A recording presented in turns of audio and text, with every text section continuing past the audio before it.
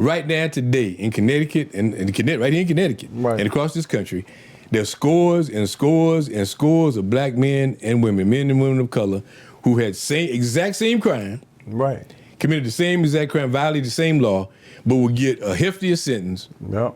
than person of another race. Throw your hands up if you with it, drop it.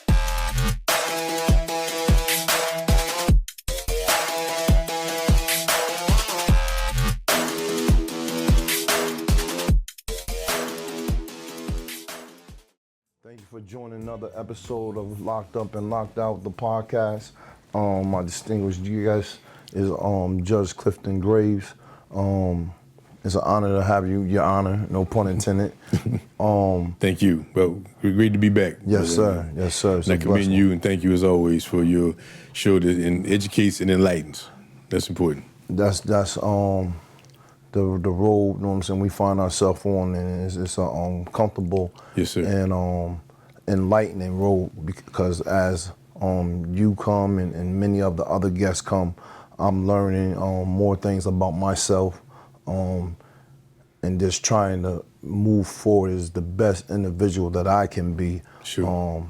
For myself and my family and the extended family of Locked Up and Locked Out, and brothers and sisters that find themselves incarcerated. So, and I was just before we get started, just the other day, how important this is, even to this very day. I was had a meeting with a young man. Well, he's probably in his 60s now, who is still battling. He was formerly incarcerated, returned home, got his own business, and doing some other things productive, but the stuff, his convictions is hanging over his head. He hadn't gone through and gotten his pardon yet, and it's been inhibiting him from doing things with his business. Right. So I explained to him, you got to get that done. Yes. Even at this advanced age, it's important, because he had the skill set. He's doing things very positive, but he's working on it. And but even to this very day, with all his business acumen, the fact that he has this record hanging over his head, as you know how this works, it's inhibiting him from getting to the next level. Yes, so I would just say, as you've been doing this whole podcast, to anyone who's listening who falls in that category, work hard, get that pardon done, get your record exonerated, because it opens up a whole new world. yes, it really does. It really does. You got to get it done. Yeah. I've talked to many brothers coming home, and the common theme is, I find, is one, the mental health aspect. Oh, absolutely. Well, that's two, but housing, mental health, and employment. employing. Yeah. And then what goes hand in hand is getting their record expunged, because, you know, like I do, many times you go for these positions, although they say, we don't judge you by, we don't look for that, and here in Connecticut, they do. They do. And it is something that prohibits brothers and sisters alike from moving forward in the fields that they find themselves in, or they seek to be in. And serves as an impediment. We as a society and people in position to help these things change must help them change, because we're leaving a whole group of individuals that look like us behind. Yeah, and, absolutely. And, you know, with the day and time that we find ourselves in, we can't afford that. That's right. And it's a setback, but it also gets frustrating. You understand? Yeah. It gets frustrating. You're not going to do it, continue to have the door closed in your face. Yeah. I think I said exonerate. I meant to say expungement. The expungement of the record. Right. Yeah, so it's important, and I know you say it all the time. You preach it. I preach it. It's important to do. But the young man, the brother I met the other day, I just encouraged him.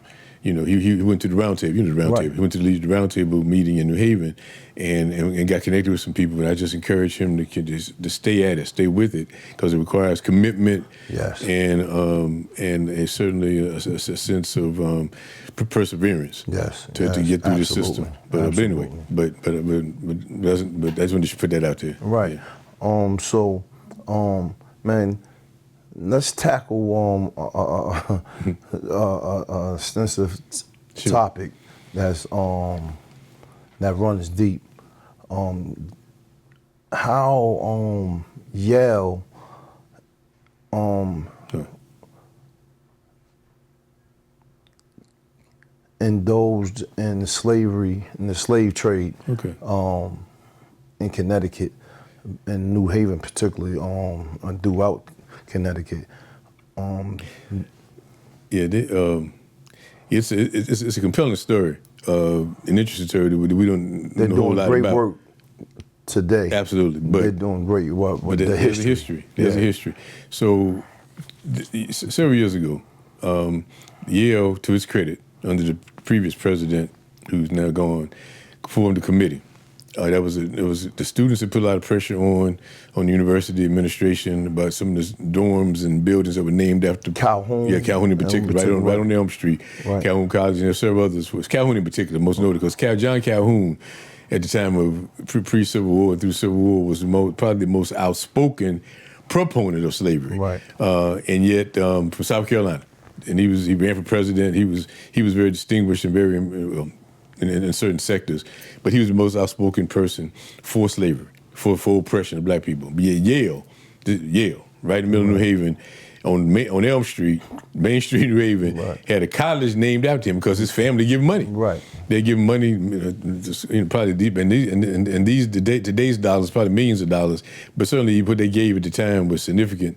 And of course, he was a United States Senator, so he had Right, that influence. right. So Yale took the money, named the college after him. So all these generations, and so what happened is over generation after generation, there were black men who lived in those dorm who felt insulted Right. that they had to live in the dorm named after this racist. slave, Right. named after this slavery proponent.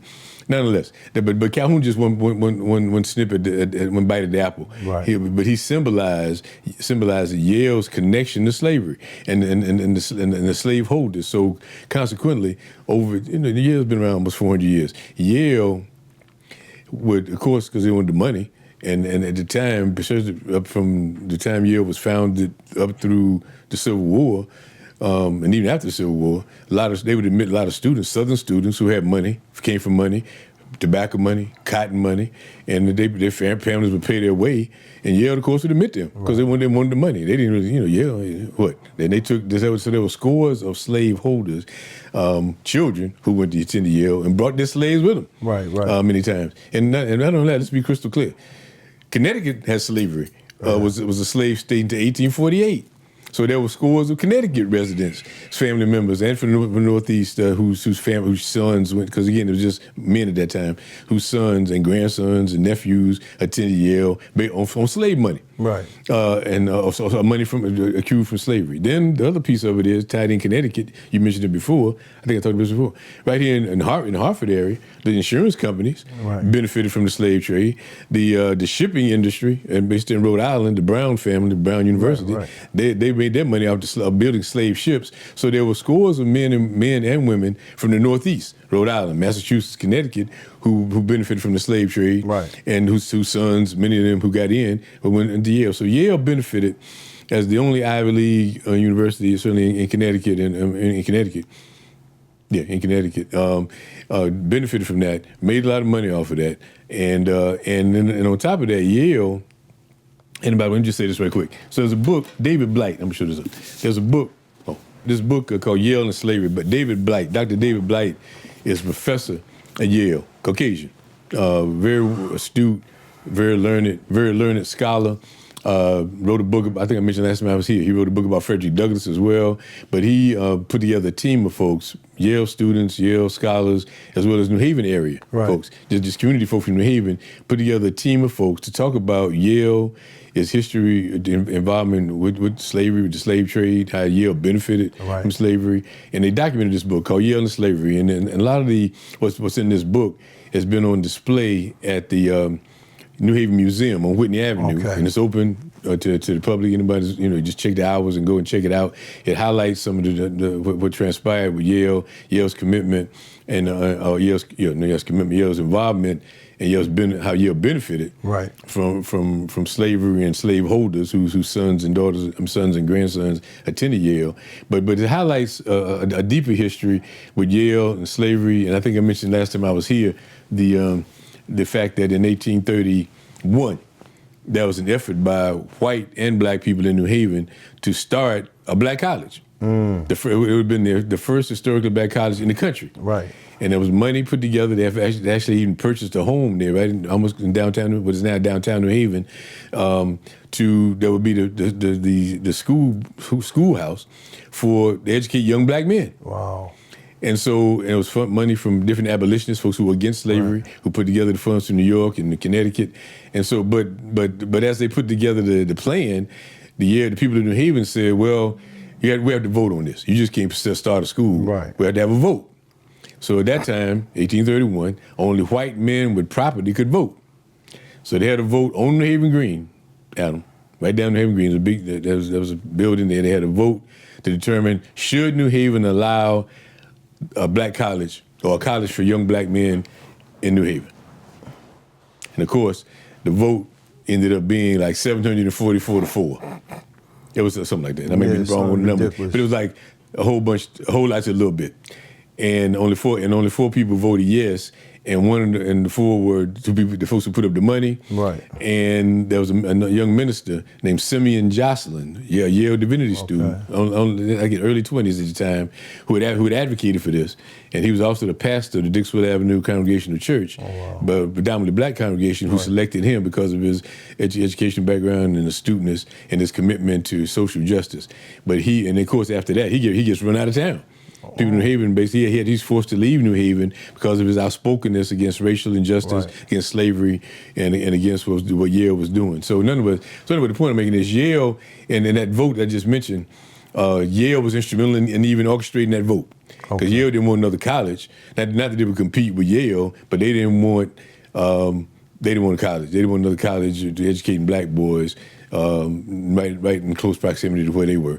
So it was Yale. That's just one example of many that Yale was instrumental in pushing back progress. Now, you as you said at the outset, to Yale's credit, and over the last century or so, Yale has tried to make amends, has done some positive things, continues to do positive things in the community in terms of housing programs, educating young black men and Latino men and women who've coming out of New Haven schools, offering scholarships and opportunities. Helping bills get passed. All those things. Straightening up the mass incarceration. They've been working on that. They've been Yale. Yeah, well, even though, and the thing about it is, even though the Yale institution may not have been, there have been students and faculty at Yale who've been progressive in terms of issues with whether it's domestic incarceration, whether it's criminal justice reform, whether it's housing issues, across the board, healthcare. They have been, to its credit, Yale scholars, Yale students, Yale graduates have been in the forefront, in many ways, in labor movement, have been in the forefront of social justice activity to this very day. But that history, but the reason they put together this book was to educate folks, enlighten folks to Yale had a history that needs to be acknowledged and talked about. And again, I would encourage folk, even if you're not from New Haven, you go down to the New Haven Museum on Whitney Avenue, even go to Yale, to its art museum. They have pictures and documentation of, and the Beinecke Library as well. The Beinecke Library on the campus is open. It's open to anybody. Just because you're not a Yale student, you still can go. You just sign in and go to the library, and they'll expose you to this vast history of Yale in slavery, Yale in social justice, and the fact that this battle still continues to this very day. So how was the Amistad and the sisters and brothers that formulated a living society in New Haven during that time? How did that manifest itself? As you pointed out, so I mentioned this guy Simeon Jocelyn, the minister, young minister who was a divinity student at Yale, and there were scores of other black and white folks from New Haven who again, even though slavery was legal, again, 1848. Amistad incident rebellion happened in 1839. Okay. So The Spanish who and the Portuguese who were the first Europeans actually to go into Africa and actually kidnap Africans, kill them, and then capture and bring them to this part of the world, the so-called New World, primarily in the Caribbean and in South America first. And then, of course, eventually it ended up being on this part of North America. But it was the British primarily and the French who actually brought, as well as the Spanish. No, so nonetheless, so the Amistad is the captains of what is now Sierra Leone. They kidnapped from that area, put on a ship called the Decorah, huge ship, slave ship, carried over 300 some. Not to stop your growth. Wasn't it a ship of the Jesus? That came across the seas into New Haven as well? Well, no, actually, it was the Decorah, this was the Amistad. There may have been. Right. There were other ships that came in, no question about it. But in terms of the Amistad, the way the Amistad evolved, the Decorah was a Spanish ship. Okay. Spanish, and they captured Africans. They bring them to Cuba. They didn't bring them here. Okay, right. They were on their way because that was Spanish territory. Okay. The Spanish had basically captured and taken over what is now Cuba. So for the sugarcane plantations. So the idea was to bring these Africans across the water and to the island of Cuba, which they did.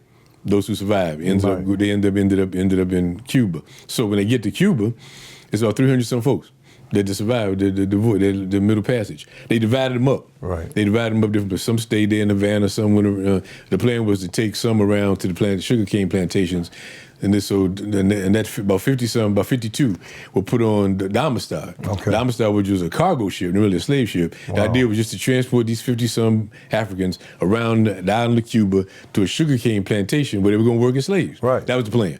So during the course of this travel around the Cuban island, the Africans, of course, they speak in their language, and they got Spanish sailors. They knew that they were in trouble, and that it was not good where they were going. So somehow, at the bottom of the ship, bottom of the boat inside, they found a nail, and they were smart enough and astute enough to know they used the nail to unloosen the shackles. They were all shackled. To your hands and feet. The Sing Bay PA, who ended up being the leader, helped, and he and a couple of his brothers. They found it, and they unleashed and freed up everybody. Wow. Down in the holes in the bowels of the ship. So then they saw, because they were going to cut sugarcane, there were machetes down in the bottom, because the Spanish didn't think they would get loose. Right. So they had the machetes down in the corner in the bottom of the ship. So the Africans, they're warriors. They're farmers, but they become warriors now. They get the machetes and they start fighting. Yeah. So they ended up killing the captain. They killed most of the Spanish sailors, but they were smart enough to know, listen, we don't know where the heck we are. We're farmers, not sailors or anything about the sea. So they said they were smart enough. And students said, we're gonna save a couple of these folk, right, who can sail us back to Africa. So that was the plan. Yes. So they saved a couple of the sailors, and they instructed them, even though they couldn't speak the Spanish. Right. They expected to say, listen, when the sun, take us back that direction. Right. That's the direction we came from. Take us that way toward the sun. So during the day. For a great story. During the day, the Spanish sailors would travel that direction toward the sun. But at night, sun goes down, back. They turn around. So they turn the ship around, headed back to Cuba, wherever they go. They weren't going back to Africa. So the ship for several months is in the up and down the East Coast like this, turn like zigzagging, right. And then finally it ends up. After all this zigzagging and travel, after about a couple months, it ends up off the coast of Long Island, up here in Long Island. So the U.S. Navy, who had heard about, I guess the word had spread about this ship being captured and missing, and these Africans had taken it over. They interceded and they stopped the ship. They captured the ship, and of course they charged the Africans with murder and with mutiny and everything, and brought them first to New London. Wow. So there's in fact, if you go to New London today, they're New London right on the water. They'll show you this is where the Africans were stopped. This is where they were brought, and they were paraded right to this room. They'll show you the room. Right. But actually, they were indicted and charged right there in New London, right there on the water there in New London. And amazing story. But once they got indicted and charged with murder and mutiny, some of them were put on wagons and wagons and stagecoaches, I guess, and brought to New Haven and put in jail, right where across from the Green, right where City Hall sits right now, 165 Church Street. That was the jail, the cell where Africans were held while they waited trial. So that's part of the story. So long story without going too long. But word spreads among in New Haven. You got these Africans downtown in the jail, charged with murder, charged with mutiny. The good people in New Haven got to rally around them. So to their credit, people from Yale, people from the New Haven community, and people black and white came together. They got money because these Africans they had no clothes to it's in Connecticut, right? And then so they brought clothes for them so they stay warm. They got a lawyer. I should know his name. I'll think of it in a minute. And they hired a lawyer who agreed to take the case and to fight for them. And that's how the case started. They were able to get a linguist from Yale who taught languages. Okay. And so he was able to, he didn't know their language. He was able to communicate with them and he'd hold up like one finger. What does this mean? And they would tell him what one meant. Right. Or they do the same thing. So he was able to get some basic information from the Africans in terms of their language. And then so he takes this I think it was me. Josiah Gibbs, the professor at Yale, goes to New York. He goes to New York and starts walking up and down the seashore. I mean the boardwalk there in New York, in Manhattan, and starts calling out these words that he learned from the Africans, hoping that maybe luckily some African would hear the words and would know the language and define. Okay. So and God works in mysterious ways. He's calling out these words he learned from the Africans being held in jail in New Haven, and an African responds back. He hears the words and he responds in the same language. He comes down. And his name is Covey. His name is Covey. He had actually been escaped and was working on the ship in New Haven Harbor. I mean New York Harbor, and he was able to convince. Josiah Gibbs was able to convince him to come back to New Haven with him, and he served as the interpreter. Okay. So the Africans could tell that story. It's a great story. Wow. It's a great human interest story. So again, just to summarize it, so we have a situation where the Africans have been held in jail, charged with murder and mutiny. The Spanish government was actually petitioning the court in Connecticut to return the Africans to them because that's their property. They're our property. Because and so the people of the lawyer for the Africans was saying no. These folks were fighting for their freedom. They were kidnapped illegally, in violation of this international slave trade, which had ended a few years before, and that they were citizens fighting for their freedom, and they should be allowed to be free. So it went back and forth. And so the case ends up going all the way to the United States Supreme Court. Okay. And just a footnote, the president, I think Taylor was at the time, the president of the United States was so confident that the United States government actually was on the side of the Spanish. Right. They wanted the slaves to be returned back to Cuba, where they would have been re-enslaved or killed. Right. The United States government had a ship, you know this, right in New Haven Harbor. Yes. Right there in New Haven Harbor, in Long Wharf, prepared to take the Africans back to Cuba. U.S. government putting up money to say we'll send them back. We'll pay for it. We'll take them back to Cuba. They were so confident they were going to win. They didn't.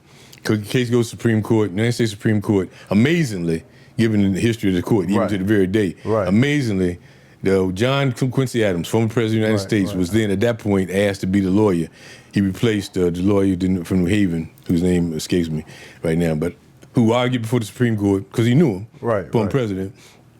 Basically, listen, these Africans are no different than the people who founded this country. He compared Singbe P and Africans who fought for their freedom on the Amistad to George Washington, Thomas Jefferson, the founders of the United States, founding fathers, if you will, because they put their lives on the line for freedom, for justice. And so the Supreme Court, amazingly, to this very day, still one of the amazing court decisions in history, 8-1. I think it was 8-1. That's staggering. It said that found favored Africans. Right. Now they weren't saying they were anti-slavery because 8 of the 9 Supreme Court justices were slaveholders. Right. Think about that for a minute. 8 of the 9 Supreme Court justices at the time were slave owners themselves. But yet, the argument that John Quincy Adams made about these folks being kidnapped, illegally taken from their homeland, fighting for their freedom, was so overwhelming and compelling that the Supreme Court ruled in their favor. So then they come back to they rejoice. They come back to Connecticut. Some stay in New Haven, some in Farmington.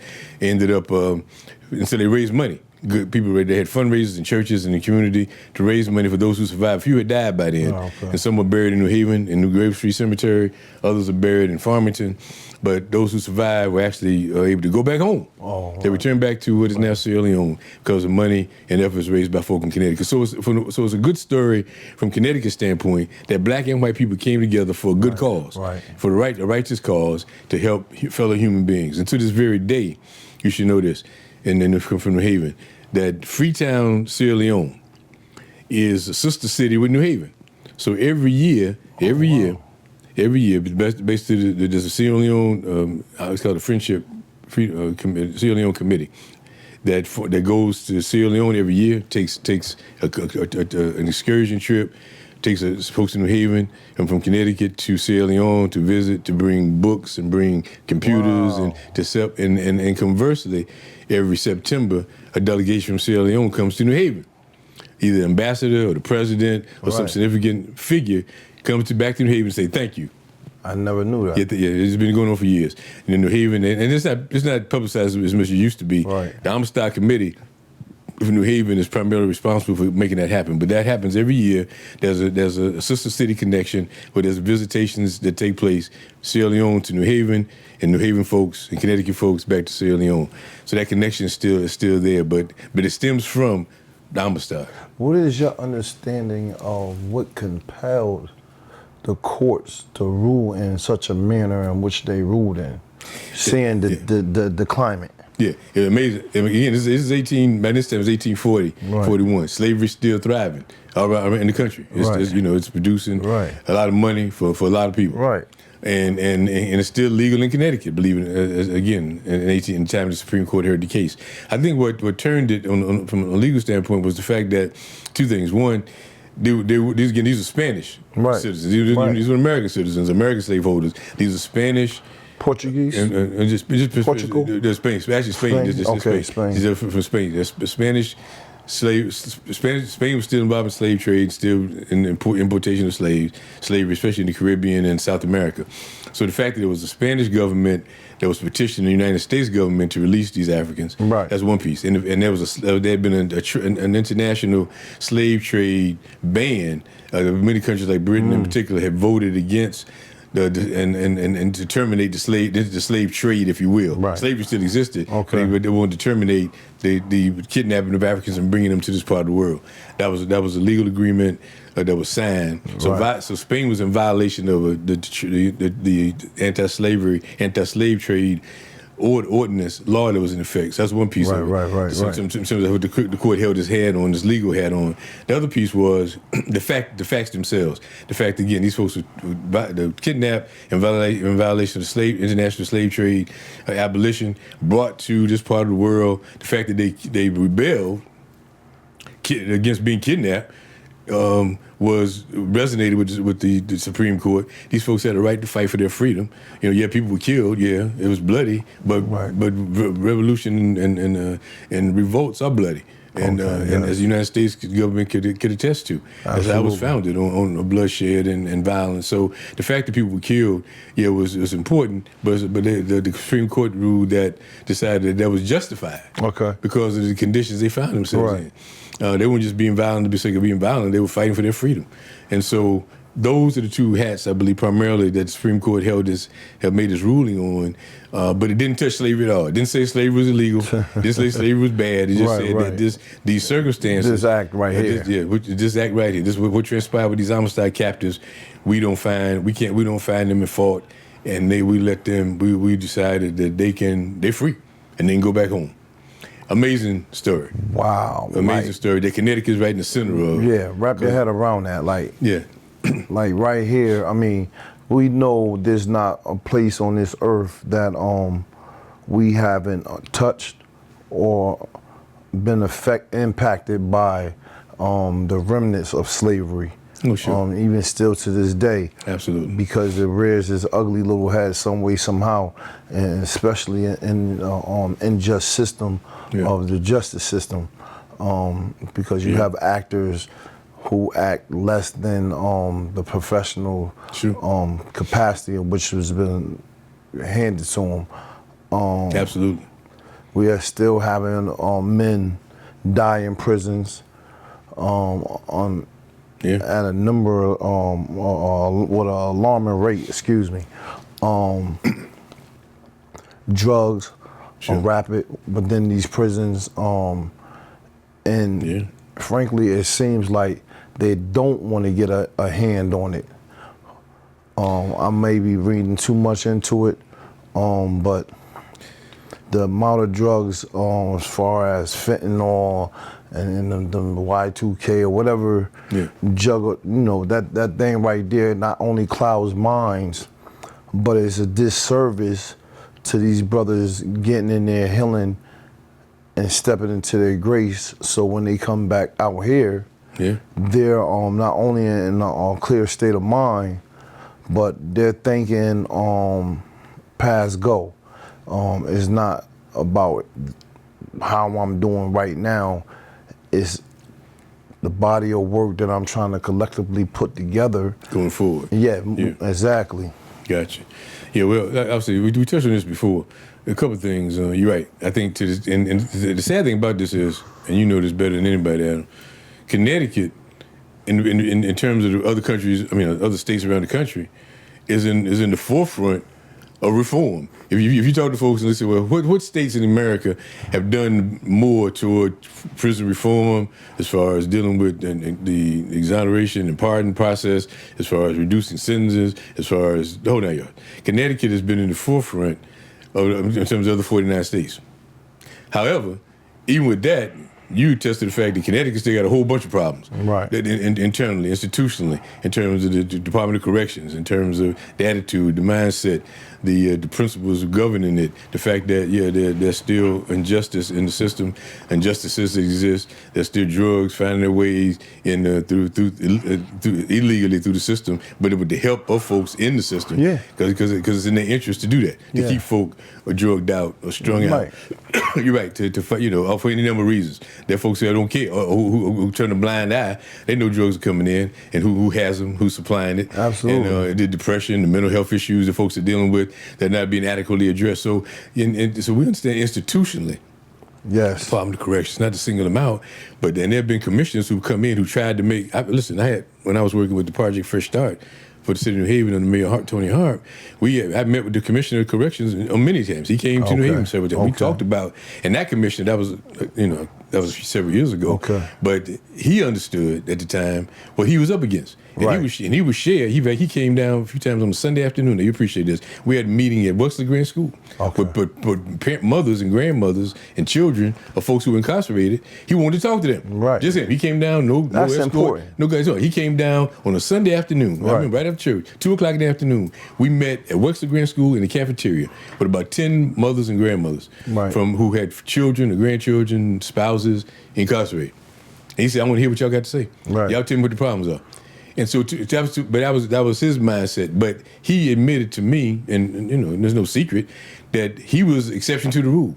The people that worked for him didn't like that. Didn't want that. Were discouraging that and not supporting him. So even with someone who comes in the system who wants to be a change agent, who recognizes the problems and the shortcomings, he's up against an institution there or structure that doesn't embrace that. And that's what you're talking about. You've been there. You've seen it, witnessed it, experienced it, and that's the problem we have institutionally in Connecticut. But let me take a step back for a minute before I know we shouldn't be short on time on the whole issue of going back to history again.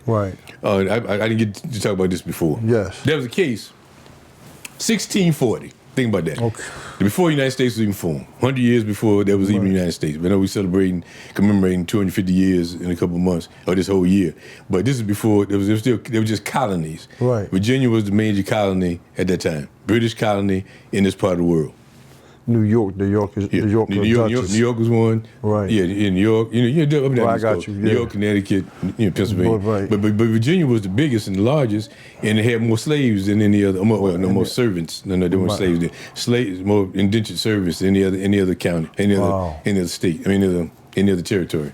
colony at the time. So anyway, 1640, there was this institution called indentured servitude, indentured servants, white and black people. Right. And all that meant, indentured servant just meant that you owe people money. There are people today would be indentured servants. Right. We all owe somebody some money. But in this case, if you owe some folks some money, the way the system was set up, if you're from England or from Scotland and you in prison over there for being in debt, right. they would encourage you to come over here to go work on the tobacco farms to work off your sentence. Right. So you work it off. You owe Mr. Jones in England $400 because for whatever reason. You come over here and work on the tobacco plantation, work it off.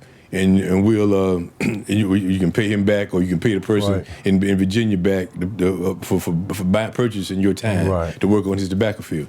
So that was white and black. Even the Africans who were brought there in 1619 weren't slaves per se. Even though we say 1619 beginning of slavery, which in one sense it was, but in fact, if you were brought to Virginia, you were indentured servant. Which means so the first black people that were brought here actually were indentured servants, worked on the plantation, and were able to pay. If they worked off their debt, they were free. And so you had black people who, in the 1620s and 30s in Virginia, who came as indentured servants, worked on the tobacco field, Adam, paid off their debt, and were given land. Oh, wow. There was one man named Anthony Johnson. This was history. Anthony Johnson owned several hundred acres of land, had hired folks to work on his property. Black man in the early 1600s in Virginia. Anthony Johnson. But that being said, so I'm just giving you that history, that backdrop. Now, 1640 comes around. There are three indentured servants working on the same tobacco plantation, working off their debt to the same man. Black man, Englishman, Scotsman. So two whites, black men. They say, you know what, this is tough work. This is hard work. Right. And they said, we're gonna run away. Now, where they were gonna go, I have no idea, because what they ready to do? They just said, we're gonna run away. So they all escaped. They run away. They escape from the plantation. They run away. Of course, the man, the plantation owner, that's his property. I mean, he needs them to work to work his land. He sends a posse after them, and they're eventually captured. So the black man, the Scotsman and the Englishman, all of them captured, brought back, put before the court for running away, escaping. So the court decides, okay, listen, all three of you are guilty of the same crime. Two white men, black men, same crime, the exact same crime. Right. The judge says, again, this is a British judge, British court, no United States, the British court, British colony. The judge of the colonial court there, British judge, says, hands down this sentence. Englishman, you get 25 lashes. You're going to get whipped 25 times for running away. I'm going to add 3 more years to your indentured servitude time. Right. So you got to work, in addition to, even you pay it off, you got to work 3 more years for running away. Okay. Scotsman, same thing. 25 lashes with the whip, 3 more years to your sentence, your time for as indentured servant, and you owe that to this man you ran away from. That's your sentence. Whip, 3 more years. Black man, you sentenced to indentured servitude for life. You get whipped and you get life. Right. Black man gets life, 2 white men get lashes and 3 more years. First case in America, in this territory, in this piece of land, documented. John Punch was his name. People can look it up if you podcast. Just Google John Punch, like Punch, P-U-N-C-H. You will see the 1640, the first documented case in a court in this hemisphere that used race to determine the sentence. 1640.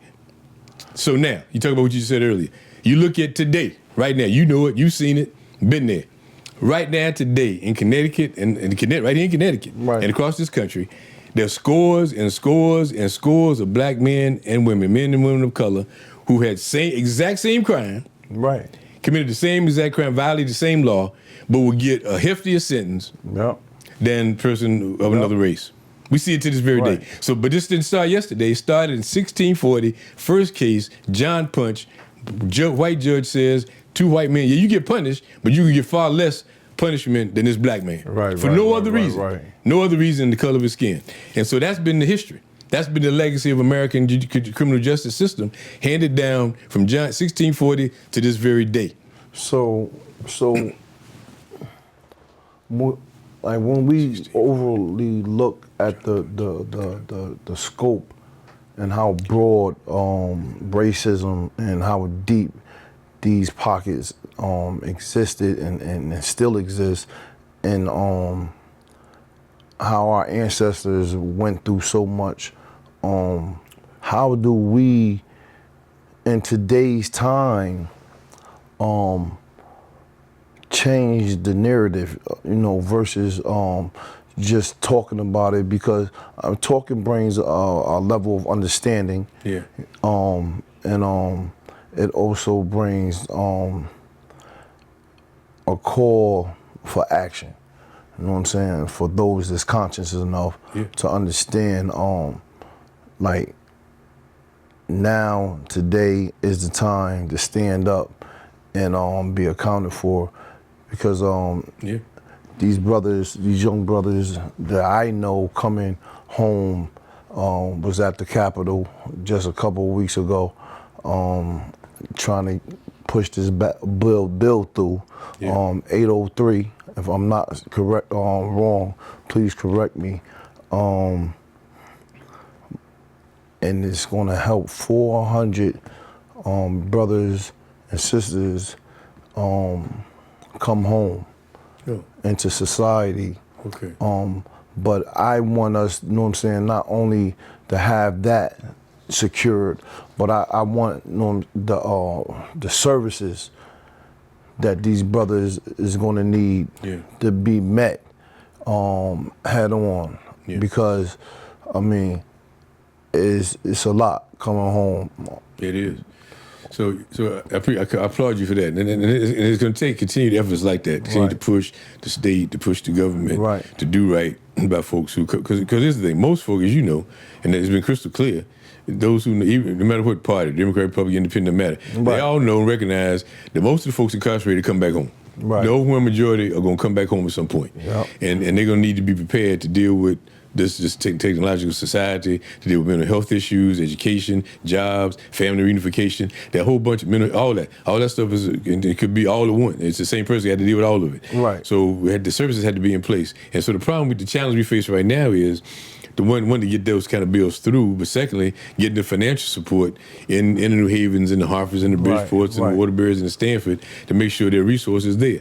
And so what compounds the problem is the folks in Washington are just strangling the states with money. Right. So the much needed resources have been strangled and being held up, cut off, or being held on whatever they're doing in Washington. And so it's hurting social services, education, job training, and opportunities because even the cities who want to do right, who want to do right and take care of folks, are saying we don't have the resources. We've been strangled. We trying to figure out how to keep the schools open, and so the problem is right now we have to figure out how do we bridge this gap between now and the next big election, national election, when there'll hopefully be some changes, hopefully, but then but at the same time put the necessary heat and pressure on the powers that be, on Governor Lamont, on the state legislators, and say, listen, we got these are citizens too. These are residents of Connecticut who have children and grandchildren. They're part of this. We have a responsibility to them to give them a helping hand. Those who want to be helped, we got to help them.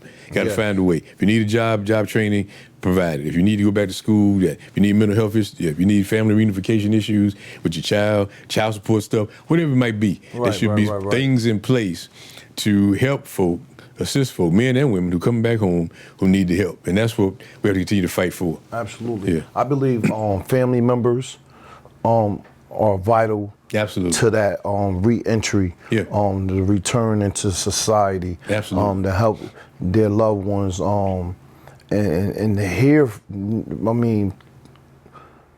we need to hear from them family members, you know what I'm saying, to help where the help is needed.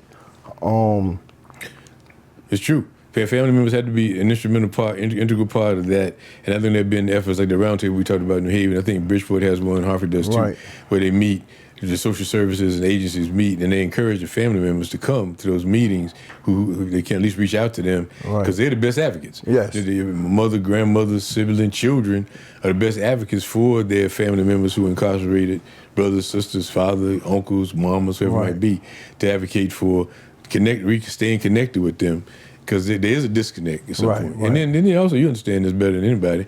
Let's be real. There's some family members who mad. Who Right, mad at right. their sister, brother, uncle, child, father of the child, mother of the child, who mad at them for whatever they did. Yeah. Whatever they went through, what they went through, those changes they put them through. So that reunification is important. Yes. To reconcile. Yes. Yeah, I messed up, mom. Messed up, girlfriend or boyfriend, child, Yes. son, daughter, mama. I'm sorry. I was in a bad place. I'm sorry. But now I done my bid. I'm just 37 years old. I'm coming back home. I need to work. I want to be connected with y'all again. I need to go back to school. I need to get a trade. Right. I want to be productive, and I want to help and make up. I can't make up what I did or didn't do, but I want to start my life from this day forward. And so we have to be able to reach out to them. So brothers, you know what I'm saying, and sisters that's coming and finding themselves in halfway houses, Yeah. Trying to get training, Yeah. because a halfway house is a good step Right.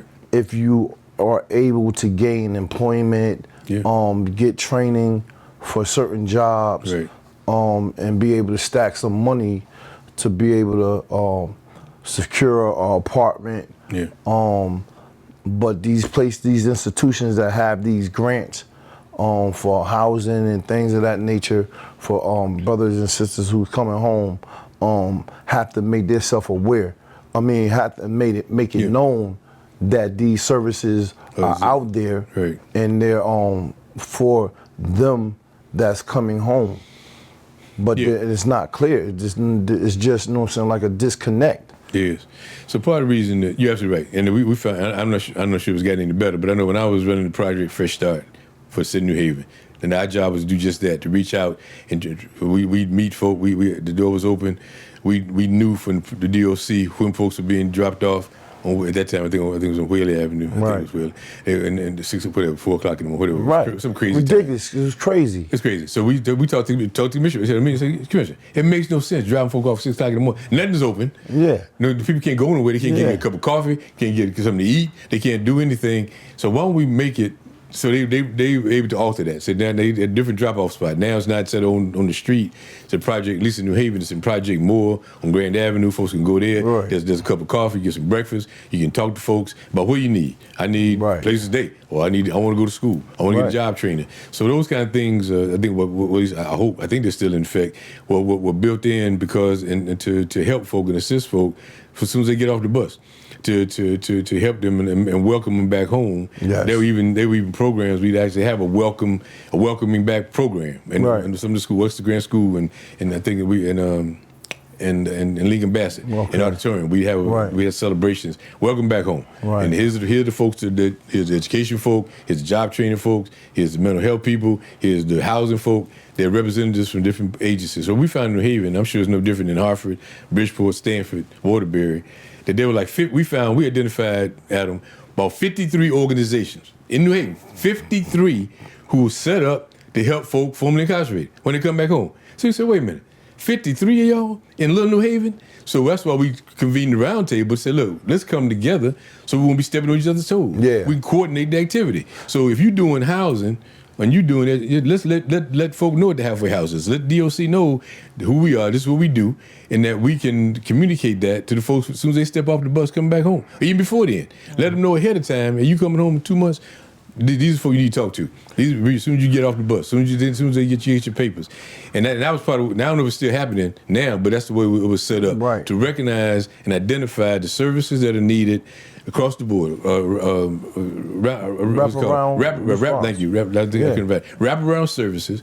Let folk know who they are, where they are, when they open, who does what. Don't step on each other's toes. Don't be competing with each other for the same stuff. Coordinate the activity.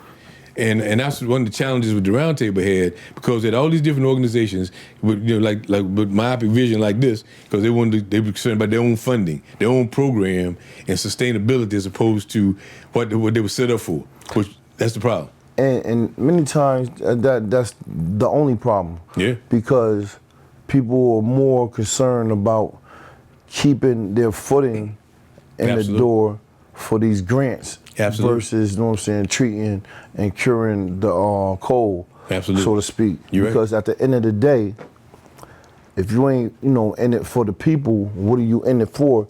outside of the dollar. You know what I'm saying? Yeah. So, I mean, to put yourself out there as a person that's helping people, because that's where your heart lies at. Let's not lie. You know what I'm saying? Don't lie to yourself. Because there's a lot of people that needs help and not getting the service because of selfishness. Absolutely. You're right, and that was the problem we tried to identify in New Haven several years ago, and I think Bridgeport and Hartford, in fact, we'd have meetings from time to time. Folks from Bridgeport, Hartford, and Waterbury would come to New Haven and vice versa. We go to Bridgeport and just to see what they were doing.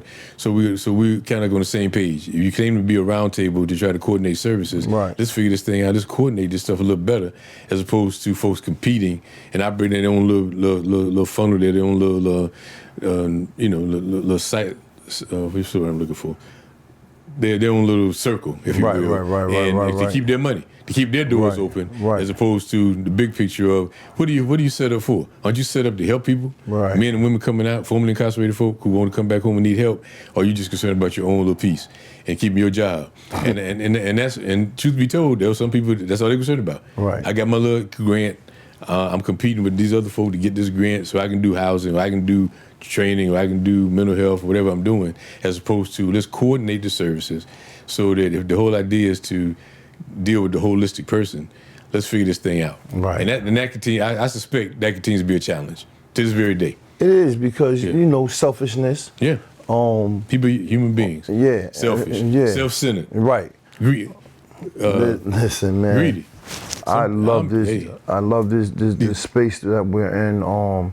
Being able to to pick up the phone and talk to you, and just get the gems, so to speak, that you have, which is a treasure trove of. Good. Thank you, bro. And being able to pass this along to the people in general. Yeah, and I know you got to go, but just quickly, let me just. I know I said this before, and there's not. I'm just saying this to everybody. The NAACP, the state. There's a chapter almost in every major city, but the state president, Scott Esdale. Some of you know Scott. Yes. Scott. Now, Scott Esdale is the state president, Connecticut, from New Haven. Been involved in, he was a gangbanger back in the day, so he understands. Been there, done that. So, but he understands the lay of the land. Now, Scott, nobody's perfect, but Scott, I think, is committed to addressing these issues. So I would encourage folk who are listening to this podcast, if you have issues related to criminal justice, someone being wrongfully arrested or incarcerated, issues with even within the system, criminal justice system, reach out to Scott Esdale. And then the state NAACP has an office based in Hartford, but he's around, you can find him. And the reason I mention it because he's also chair of the national organization, Criminal Justice Committee. Okay. So in addition to dealing with Connecticut, as he's the state president, he serves on the national board of the NAACP, has the national president's ear in terms of programming, as far as issues related to criminal justice reform, as far as institutional racism that takes place in as far as folks who be incarcerated, and any other system related to criminal justice, unlawful arrest, police brutality, and unlawful incarceration. He's someone that you feel free to reach out to and address issues, particularly as it relates to Connecticut. But I would encourage that because that's important, and that we continue to fight for justice and equity in the criminal justice system. And brothers and sisters that need jobs, man. And their job, the million jobs mark. Million jobs, Because listen, the more equipped our people, our brothers and sisters are with coming home, the more equipped and position we position them to be more successful. Absolutely. In their lives, which enriches our lives. You know what I'm saying? Absolutely. Because we're lockstep and we're in tandem. Listen, this has been a special episode, and there's more to come. Believe me, and this we just got to plug through. You know what I'm saying? And fight our way through as we normally do. Yes, sir. Thank you. And thank you for the opportunity. It's humbling. Yes, sir. And listen, thanks to listening audience for coming into our house and listening to another episode of Locked Up and Locked Out. Thank you to the family of Locked Up and Locked Out. We're going to try to get better, be better, And thank you for sticking with us. Thank you. Thank you Yes, everyone for yes, listening. yes, Thank yeah. you, Brother Adam.